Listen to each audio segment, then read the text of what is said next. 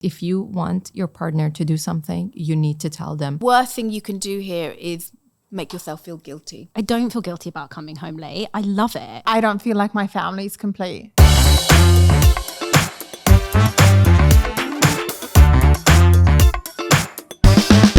Welcome to another episode of the Playground podcast, Unfiltered. Today I am joined by three amazing ladies where we're going to be reading some of our listeners' messages and helping them out. Ladies, introduce yourselves. Hello, my name is Noona. I am the CEO of Neo Noor. I'm a brain trainer, a leadership coach, and a mother of two kids who are 8 and 9. Hi, ladies. My name is Peter. I am mum of one. My daughter Mavia, she's 4.5, and I'm one and done. I'm sure we're going to talk about that today. I am an account director of a creative social media agency, and I'm also in the process of starting my own pajama brand called Mimi and Nunu. Love it, entrepreneurs. I love it. That is amazing. Hi, everybody. I am Masa. I feel like I have now become this mother version of myself, which has taken over me. I have a 4-year-old and 2.5-year-old twins that are my bosses at home. When they are in nursery, however, I do my work, which it's a lot now. I do personal shopping for mothers who, I don't want them to make same mistakes as I did when I had just given birth, which is I bought everything there was in the market. And after that, I do a lot of events and marketing for social media as well. Oh my God, personal shopping for moms. I love it. Yeah. There we go. If you're pregnant and expecting, then Masa is your girl. Contact her. Absolutely. What's your social media handle? Let's pull it out. So it's a Sunshine Bambini. And the reason I started personal shopping is because of the amount of products I ended up purchasing at home from the beginning. Like I had 10 high chairs for my firstborn. I had 12 breast pumps because so you do shopping for the products as well? Yes. Oh, I was just thinking like mum's fashion. Oh, no. So not so much actual, fashion related, products but you need. mum and baby personal shopping. I love it. Such a good idea. Such a great idea. Thank you. Yeah, I There we love go. that. Thank you. So shall we get started, ladies? Are you ready? Yeah. Yes. Let's do it. Okay, so the girls have not heard any of these messages. Neither have I. I'll be reading them for the first time. So here we go. First message for today. Ever since our baby was born, my in-laws have been constantly involved. I know they mean well, but it's overwhelming. They criticize my parenting choices from how I feed my baby to our sleep schedule and often show up unannounced. I'm grateful for their help, but I feel like I'm losing control over my own life. My husband doesn't see the issue and I don't want to cause tension, but I'm reaching the breaking point. How do I set boundaries without creating a family drama? Oh my gosh, I feel like we all know the answer to that. Just being parents that are not like first-time moms anymore, we've been through that with our firstborn, and we just know, how much trauma that can create for like the whole family. I feel like with us, because I went through that not just with my in-laws, I went through that with my own parents and with cousins and aunts and everybody, and my own grandma telling me what to do and how to parent. And at the beginning, of course, I'm new and I feel like everyone else is actually right. And then you kind of realize that, no, I didn't like the way that turned out and I didn't like doing this and that. And then you start kind of waking up and making decisions yourself and realizing that just because they did it that way is not the way that you are going to parent your child. So how did you handle it? So first time round, not too well, but then 6 months in, I realized all of the things that I didn't like, and then I started changing things. So I wasn't the favorite daughter-in-law or daughter, for that matter, with my first child. But then when the second ones arrived, and they kind of saw that I am actually doing things right, and all their kids can feed themselves by the age of 1, and they are eating the healthiest food, and everything that all the milestones are met, and they were like, well, maybe she is reading the right stuff and doing the right thing. So they took a step back and they started telling me that I am actually doing a good job, which made me feel really proud. That's Well really done. nice. Thank you. Love that. I think it's about intention. If they, generally grandparents, family members, their intentions are really good. So I think in the early days, and that goes not just for family, that goes for anyone. You take the bits that resonate with you and that may be helpful, and you have to try and let the rest just go. But it's really hard when it's in-laws. It's really difficult. Yeah, I had it with my mum because she lives really close to me. So if I have this rule, my house, my rules. Not that I obviously said this, but in my mind. So if I go to her house or if I've asked her to help me with the kids, I can't then say, this is how I want you with my kids. You know, she's a lot older, she's had 4 children. But when it's in my house, then I'm the leader. And I really think that a lot of things that holds women back is that we don't believe in ourselves enough. We can't speak up. We don't have the confidence. So the way I see it is I'm the CEO of my house. I run everything. I do the processes. I decide. So when she's in my house, if she brings too many donuts or if things, I will literally be like, you're allowed one and you can take the rest back, or they go in the bin. So I've become a lot more strict on what I will allow in my house. And were you like that from the beginning? I was working full time, so I wasn't home that much. But now that I am, yeah. I think in the beginning, you know, it's like full-time mum. I wasn't getting home till 6. She was picking up my daughter from nursery. But on the weekends, obviously, I would implement. And kids are so malleable, so they will, especially when they're younger, they will adapt really quickly. But I was happy with the help. So I think just, it can be tough, but just decide what are your non-negotiables and stick with those. Exactly. Yeah. And have the conversation. Okay, Have it so with your husband communicate. first, communicate, and then sit down with them perhaps when it's not in the middle of a situation and the emotion isn't really heightened, and just let them know how you feel. Yeah. As uncomfortable as that can be, but I think you'll get some relief from it. Yeah, I feel like husbands sometimes, like she's saying that she's spoken to her husband and he doesn't feel like there's anything there. I think even if he doesn't think it, you feel it, right? Yeah. And I feel like when you speak to husbands and actually explain that you feel a certain way, even if they don't see it, it's not like, you know. You know, they listen. Yeah. My husband listened to me when I was telling him this isn't what I envisioned what we would do as parents or how I would like to parent our kids. We would like to parent our kids. And he would actually listen, and we would come up with strategies that would help the situation so that our parents who are older and we love and respect Yes. would understand our situation. Because I feel like they probably think that we have no clue what we're doing as parents, which is true at the beginning, but then give us the chance to learn. We might just do a good job. Yeah, You know? yeah. I love that. And I think there's one thing that we always forget. It's you and your husband against like The whole you world. guys are Yeah. this. Yes. This is the unit. Yeah. So you need to get him on board with how you feel first. It's not your role to deal with in-laws. It's his role to deal because then there's sensitivities, right? Yeah, it's a yeah. boundary and respect that I don't think should ever be crossed, right? But to be honest, my husband deals with the whole family, like his parents and my parents as with well. everyone. He's in charge of that. He's that nice person you want to listen to. Yeah. So I would never like try to explain it to anyone. I would just tell my husband, this is just not happening. There's no donuts in this house. And then he will take care of the rest. He will communicate it. He's your PR teamwork. agency. He is absolutely. Teamwork, though. I like that. So I think you guys are absolutely right. Start with speaking to your husband, getting him on board, and really figuring out what you want to do and how you want to do it, and then getting the confidence, but also making your own house rules. So together, I think we've got Yeah. hopefully that house. And obviously reach out to any of us if you want to speak Absolutely. more. Absolutely. Next, ladies, I think this is very common, this next one. I work long hours to give my family a good life, but I barely see my kids. By the time I get home, they're either in bed or exhausted. I worry I'm missing their childhood. Am I a bad mom for choosing a career? I feel torn between my ambitions and my role as a mother. And I just don't know if I'm making the right choice.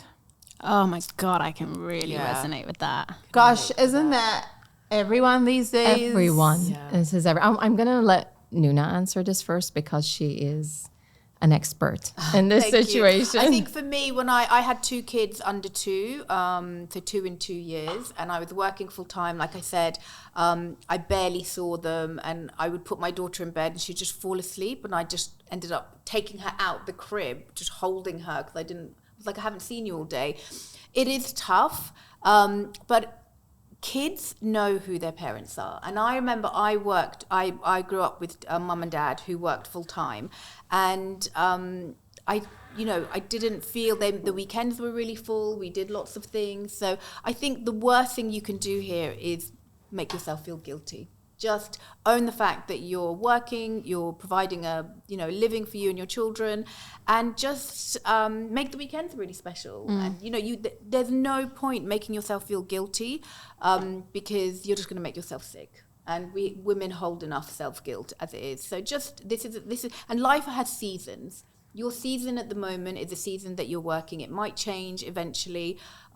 It sounds like this woman really needs to go easy on herself. Like, give yourself some grace. Sounds like she needs some coaching with you now. That's what it sounds like to me. I feel like it's different, like you said, seasons, or as I say, at different stages of life that we go through. And I've been through that exact stage. At the beginning, I was not working. I was home the whole time. And I felt like I was so engrossed in being a mother that I started missing myself. And I was like, I don't even know who I am anymore. So I started working again because my job kind of stopped as pandemic hit everyone. And then I got pregnant. So then I didn't work until I gave birth. And 6 months into motherhood, I really missed myself. And I felt like I am not as good as I know I can be if I was working. So I had to create that balance for myself. But in the meantime, I do know what you're saying by missing out on your child's childhood, because these are the precious moments. Every single day is amazing. And so I decided that I will work. Of course, this is different for everybody. Some people have the choice to choose their hours, some people not, but I only work until I pick them up from nursery. And then the rest of that is dedicated to my children. And out of that, I make a lot of quality time, even though there are 3 kids and it's really difficult to give every single one your attention. But I do try to read a book, play a favorite game, or with my daughter, for example, we just recently started painting her nails, which she really enjoys, or doing her hair, or just kind of finding those little quality moments, even if it's 5 or 10 minutes with each child, just before bedtime even. But that'll really fill up your heart and makes you happy, because we all need to work. This is how, we have to sustain our lives. Also, you're modeling to your, like in my case with my daughter, my mum works full time as well. And I don't remember her ever not being there, because she made our time together, whether it was the evenings or the weekends, so special. We were, she probably overcompensated a bit because we were always doing wild and wacky things together. But I try to do that with my daughter because I want to work and I love to work, and that makes me feel me. Yeah. And I want to model to her that just because you're a mum doesn't mean you can't have your own ambitions and passions. So I think it's quality over quantity. Yeah, make sure you're having those weekends, the book before bed. Yeah. Although I hate reading books at bedtime. I know. I find nobody that so listens. boring. Nobody listens. but we do it because it's important. But some nights I'm like reading. Some nights I'm great at the bedtime story. Other nights I'm like whizzing through it. But yeah, it's about that quality time, because that's what they'll remember. Yeah. I think this is such a common problem or feeling. And I mean, a lot of people I know feel this way. There's 2 things to this, right? Number one, I feel like she's right. Like these kind of days, like I had Talia, like you, during COVID, and you. And so I saw the first time she rolled. I saw the first time she did this and that and this and this. And now with my second, I'm not really, like I'm there. I work from home. I'm very blessed. I work from home. Get yourself a job where you can work from home. And companies make that adjustment. I mean, our teams are great and we're doing really well. Our company does. And it makes a huge difference. It makes a huge, huge difference for any employee, not just moms. That flexibility. I think it's 2025. We've seen that the world can still run, At the same time, you can't pour from an empty cup. Like a career is so important for so many reasons. And I think it's what you said, Peter. You're teaching your child or your daughter or your son. You're modeling it, yeah. You're modeling that, you need to have a job and be independent and be strong. I think balance, what you guys said, is really important. Yeah. I think definitely look for a job where you have a little bit more flexibility, because this whole like leave the house at 7, come home at 7 or 8, I don't think it's right. If you have kids, not that it's right for me, not anybody else. But find a job that gives you flexibility, and try to adjust to that, because these first few years, like if your kids are still not at school, it's really sad to leave them alone. You know what I mean? But there is one more thing, Shamim, I wanted to say. Now, I don't know if this was a mother texting or a father, because all fathers are actually working from morning tonight. And then when they come home, some of them often don't get to see their kids to say I'm hello. not sure they feel the same guilt as us about that. No. My husband does. My husband does. And he misses seeing our kids. So he wants to always come back home earlier. So he does get that 10 or 15 minutes, which now they are a little bit older and we can't send them to bed at 7 or 7:30. Which, I mean, it was earlier a year ago, but now things are different. And he does get those extra 10 minutes just before bedtime. And he feels really good that he does get that. So I feel like it is still possible. I mean, if the whole world cannot find new jobs that ends at 3 p.m., you can still, have those quality moments together with your kids, and definitely bank on weekends. Yeah. Plan your weekends. And also, think about, where is that guilt coming from? Because honestly, I don't feel guilty about going to work. I don't feel guilty about coming home late. I love it. And so really take time to think am I feeling guilty because I'm comparing myself to other people? Because I feel judgment.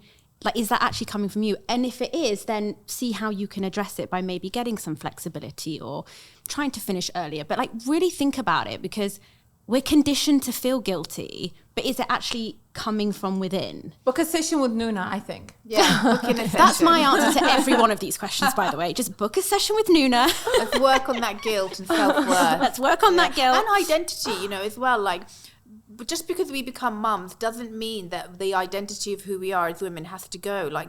I know obviously you don't want to miss as much, but if that's what your life is determining for you right now, just go easy on yourself. And I like that. just Chill. Yeah, It's just another stage. It's just another stage. Yes. Yes, it will pass. be kind. So, next one, ladies. Whew, this is from a father, okay? Since we had kids, my wife seems like a different person. I know she's under so much pressure, but I feel like I've lost her. We used to have time for each other to talk and laugh, but now it's like we're just two people managing a household. I miss her, but I don't know how to tell her without making her feel worse. How do I speak to her and get my marriage back? I wonder what it is that he misses. What do you think he misses? What do you think he's missing? She's just had a baby. How old is the baby? Oh, they didn't say. But basically, she's changed since she. And I know. Well, yeah, I did. obviously. Don't we all? Yeah. Don't we all?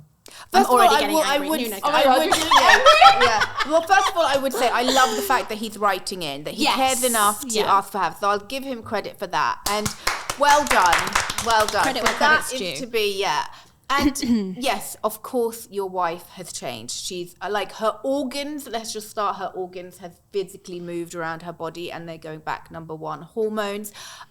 She's not the same. And I think this is where I say to my husband that, I'm not, when he comes home at night and he wants to, chat, I'm chatted out, I'm touched out, I have been, especially when they're younger, I've been pulled and spoken, and now I don't want anyone to come near me.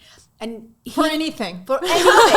Anything. And he could take it quite personally, because that's men's way of connecting. So for me, what I have said to him is, I also want to be romanced. Yes, our relationship has changed, but you know what is really, really sexy?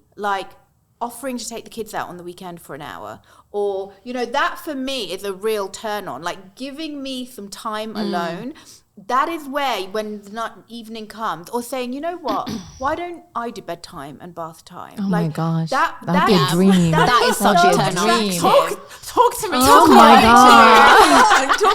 Talking. So I think from a man's point of view, if you want your wife, first of all, she's not the same, number one. Secondly, the way that you romance her is different. Take things off her plate, because her nervous system is probably shot, and then go in and ask for whatever it is that you want. I 100% agree. She did, you said it so perfectly. I feel like take things off her plate. Definitely try to help her a little bit more, and then give her that time to find herself a little again. Be it the new version or the old version, whatever it is that you're looking for, but give her that time to find herself, because she's probably busy between breastfeeding or bottle feeding, whatever it is, and then doing all the washing and the laundry and just basically raising a tiny little human. So give her some time to herself, and she might actually surprise you.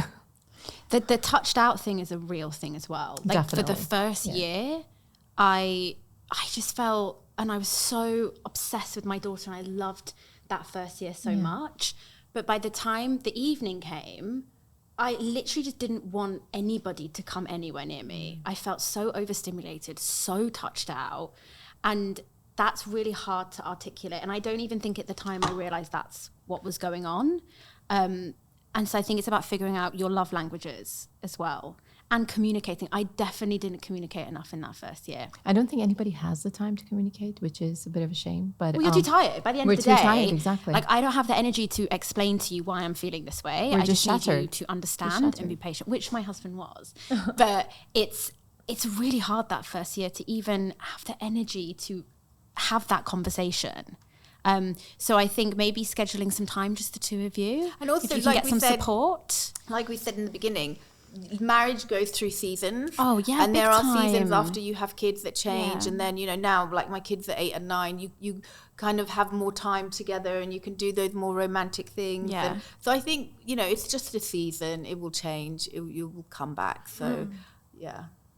I think a conversation that he can have, but then she's probably going to feel worse, right? Like, where are you? I miss you. Like, she's probably thinking, gosh, another one that I need. Someone else who wants Another me. baby I need to look after. Yeah, but just give her time. I think give your wife some time and she will come back. Not the same person, but she will come back. maybe even better. Maybe better. And I think improved, most of us come back better, right? Yeah. But I feel like this is the point where a lot of people do end up drifting apart and breaking up and things happen in relationships. So if you just stick it out, you'll come out stronger for sure. Agree. Okay, let's talk about this one because I feel like it's an interesting one considering where I think most of us are married to different cultures. Most of you.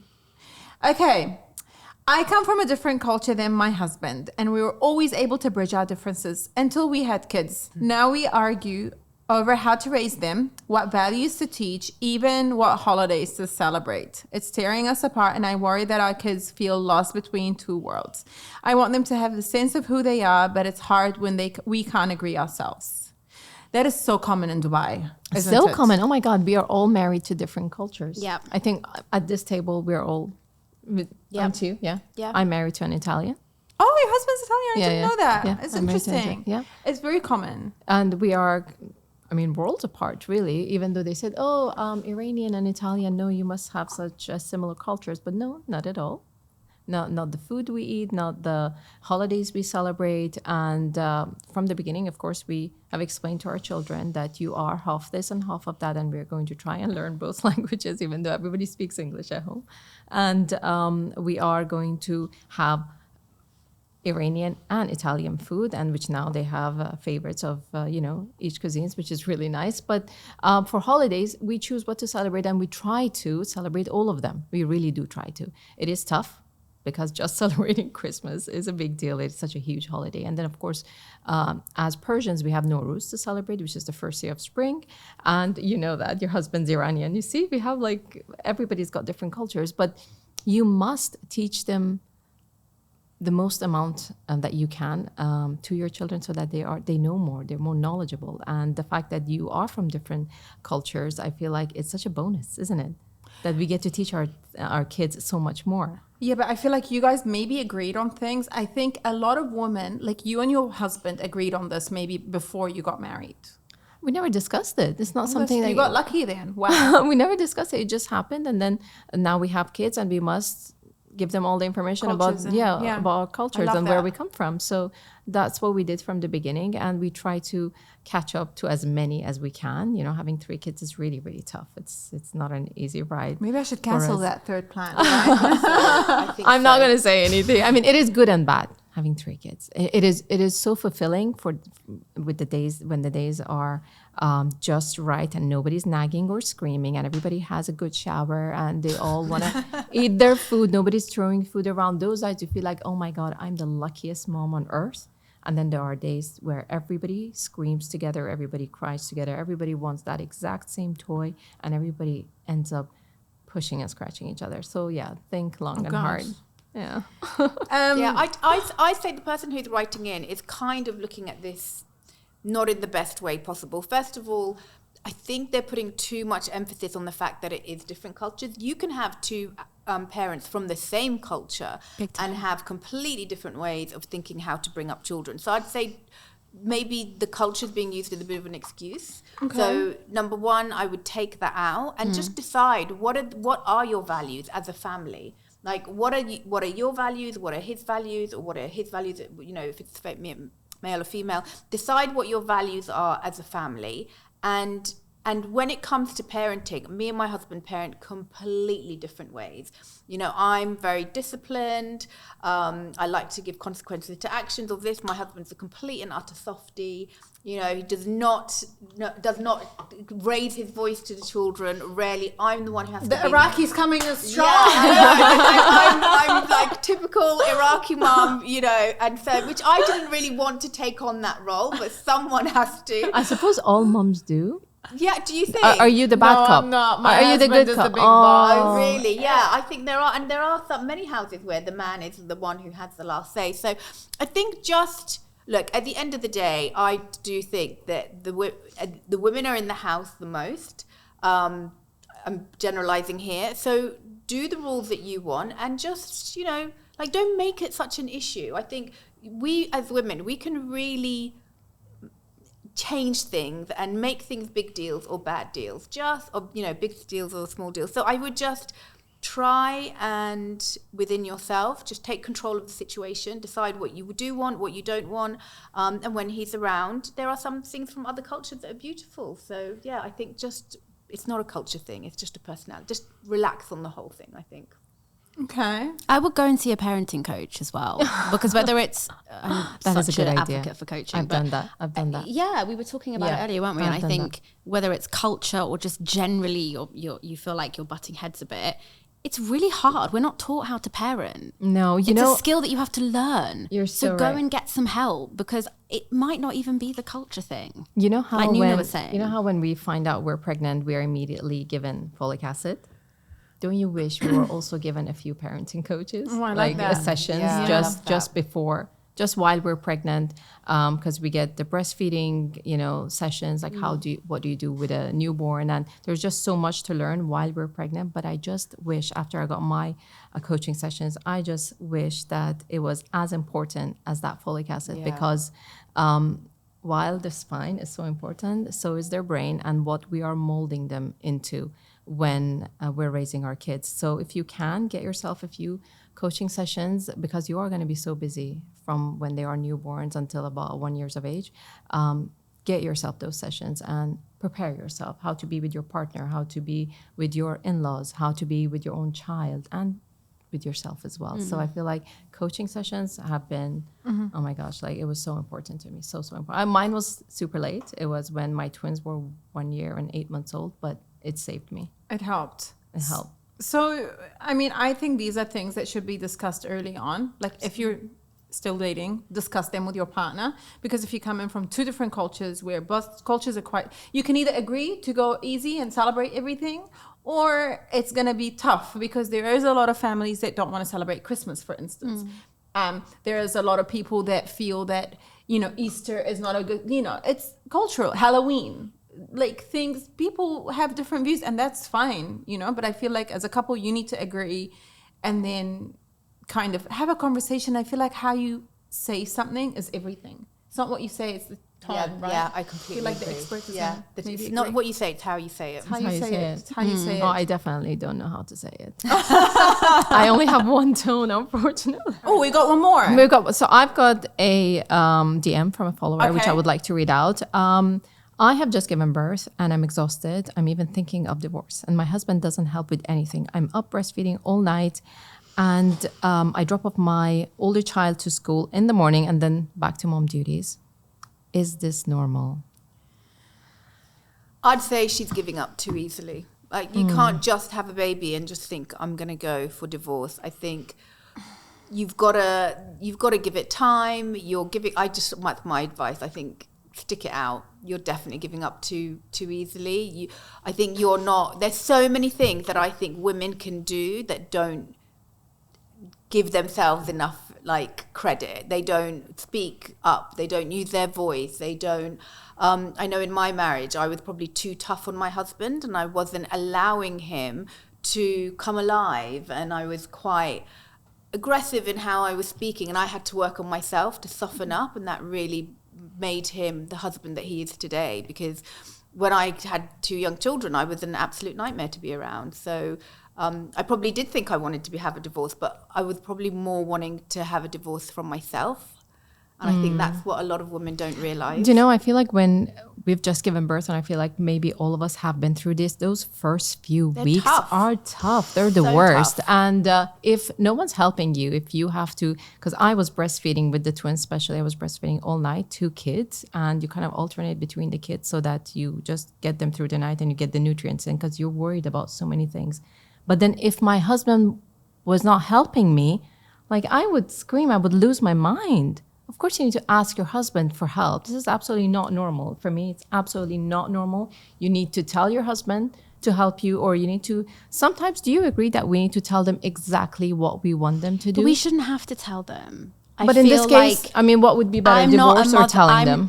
I'm not saying go to divorce, and I'm not a mother of sons, but you need to raise your boys to know that they have to step up at this point, because the last thing you want to do when you're exhausted and postpartum is parent your husband. And for the first year, I was incredibly resentful, and I didn't communicate. That's on me.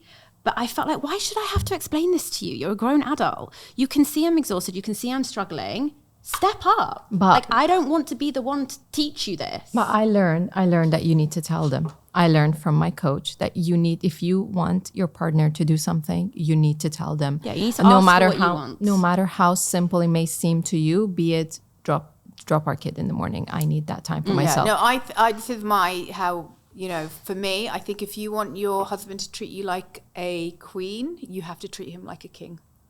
Oh, I like that. Look, I think there's 2 things here. Is this their first baby? Oh, I wouldn't know.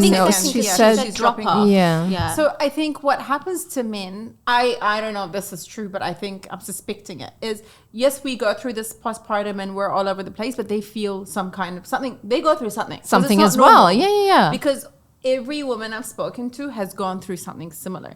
So I think having conversations, I mean, we've all been through things in our marriage, and having conversations. I don't like the word divorce without trying. I think I agree with you, Nuna. Like really, really, really trying and having endless conversations, because you've got kids, and in 20 years, you have to explain to them what happened. Yeah. So you need to do everything possible under the sun to be like, I tried this and this and this and this. Right now, she's not thinking straight. I feel like there could be postpartum depression involved here as well. Yeah. That our hormones are just all over the place and we don't quite know what is going on.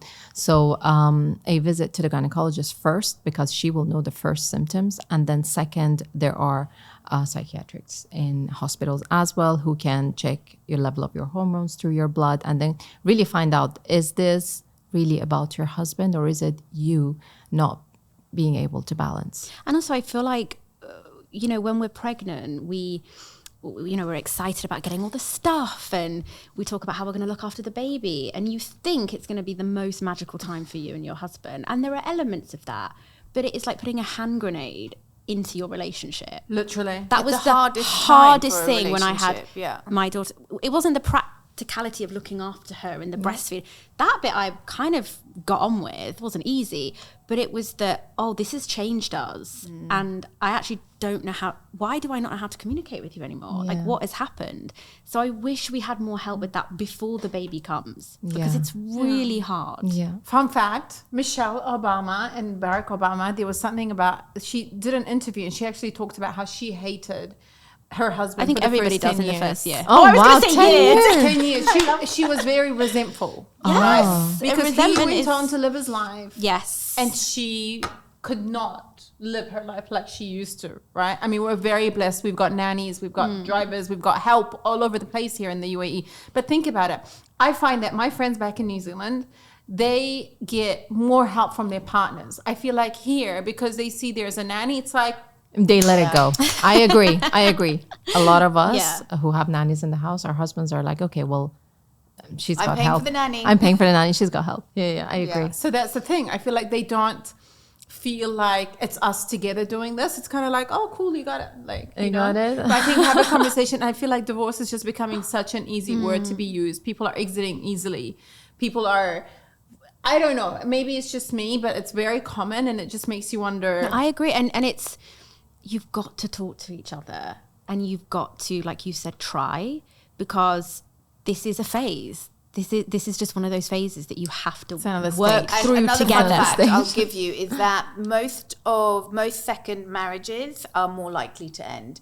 Because if you haven't been able to deal with what's triggered you in the first marriage and all the annoyance, and you just go off and marry someone else, you will have the same argument but with a different face. You'll take it with you. Yeah, so you have to deal with your triggers. What is it that's triggering about your husband? Is it unmet needs that you had as children that's coming out? Like that, you have to solve that, work on yourself. Once you've done everything, maybe it was the wrong person. But until you do that work, you're more likely to get divorced in the second marriage. Oh, that's And you have to be ready, and I learned this from Nuna, to take radical responsibility. Because in that first year, I was very resentful, but I wasn't talking. Yeah, and you can't He play the didn't blame know I game. needed help because I didn't ask for it. Yep. So you have to really do the And work. it's so much easier to blame someone else. Like, I feel really good, so you fix me. Yeah. Like, you make me feel better. And it's only when I started taking responsibility and took all that pressure off my husband that he actually had the space to give me what I needed, because I was giving it to myself. I was not like,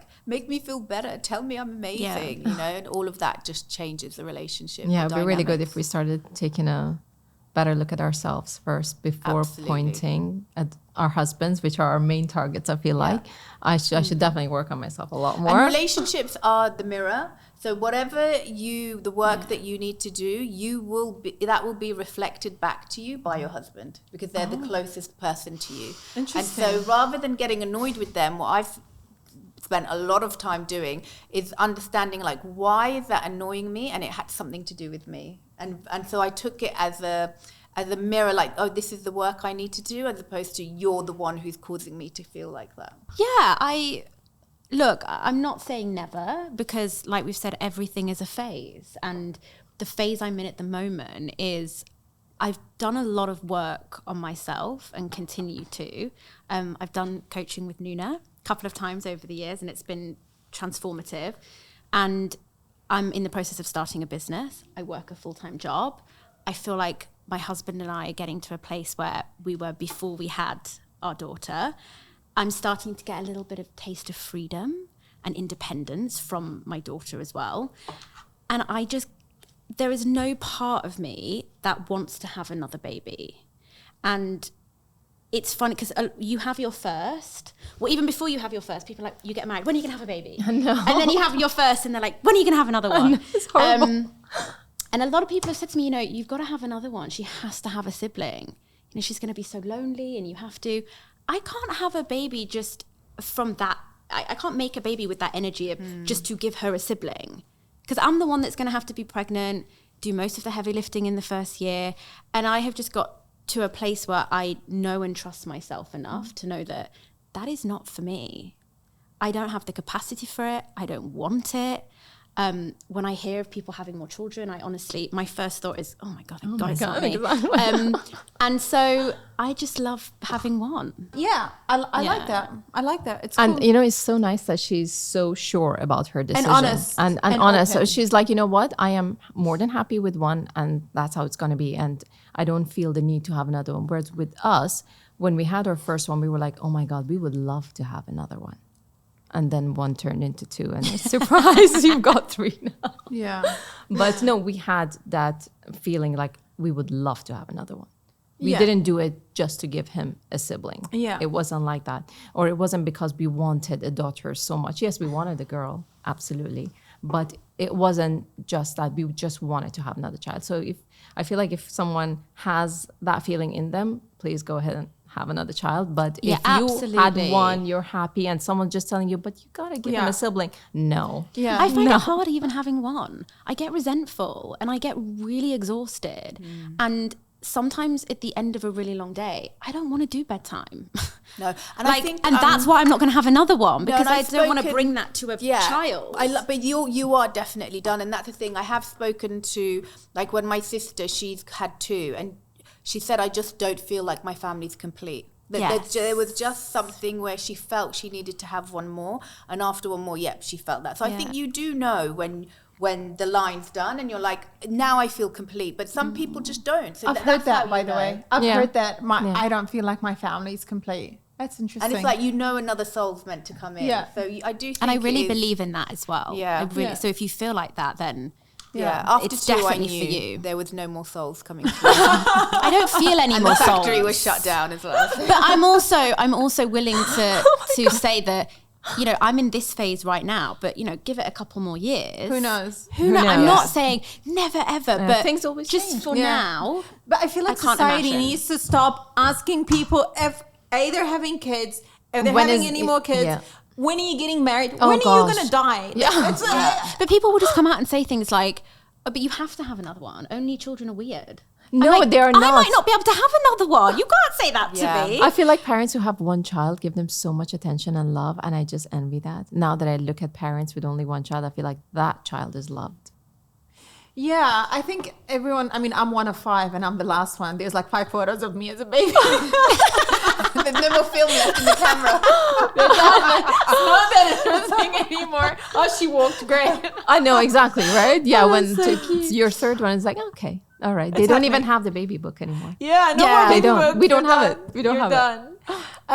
But no, I think it's just society needs to stop asking these sensitive questions. Are you getting married? Are you having another baby? Like, leave everyone alone and let us live. How about that? Yes, Great way of couldn't putting it. agree more. Exactly. On that note, please share, subscribe, send us in your messages. Feel free to contact any of the ladies.